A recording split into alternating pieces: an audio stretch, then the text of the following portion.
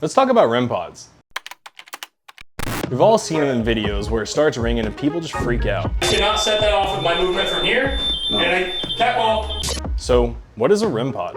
So a Rem Pod creates an EM field around itself, and then it creates lights and high-pitched ringing noises that vary depending on how intensely it's being interacted with. For example, we turn it on, we're gonna zero it, and then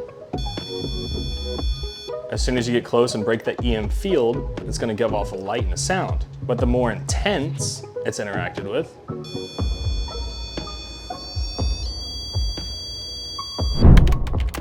so how do we use it? There's actually a couple different ways that you can use it in your next investigation. Many people like to use them by asking a spirit to touch the device and cause only a certain color of light to show up. For example, if there's a spirit here that would like to speak with me, can you please come touch this device and make it turn green? And then a spirit would interact with it and hopefully show the color green. Me, on the other hand, I kind of like to use it as a tripwire system. I use it in conjunction with other things. I use dowsing rods and other devices and just ask a spirit to show me where it's at, or to point the rods in the direction of where it's at. Point these rods where you are right now.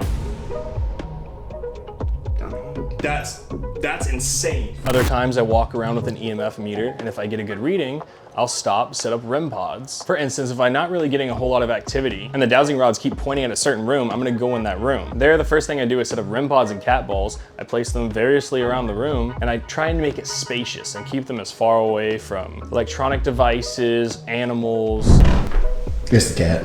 or anything else that could potentially disturb it. A Rem Pod is an important device that a paranormal investigator should have in his toolkit. But personally, I don't believe this is a device that should be used alone. I use it in conjunction with other things all the time. And the significance, when it goes off alongside something else simultaneously, skyrockets. For example, in one of my most recent investigations, I had a Rem Pod placed in a doorway. That doorway led to a stairwell. At the end of the stairwell, pointing towards the Rem Pod, I had a motion sensor set up. I asked a question while holding the dowsing rods. The dowsing rods answered me immediately. The Rem Pod went off, and the motion sensor pointing at it also went off. It's always very interesting when a Rem Pod goes off by itself, but when you see this kind of simultaneous activity, it becomes a lot more easily to accept as positive evidence of a supernatural spirit or entity. So that's the Rem Pod. If you have any other questions, feel free to leave them down in the comment section. If you want to see more of how I use these devices, feel free to check out my Beyond the Veil Paranormal Investigation series. And that's it. Thank you for watching. If you liked the video, don't forget to hit like and subscribe. My name is Jared, but you can call me Pilates, and I'll see you next time.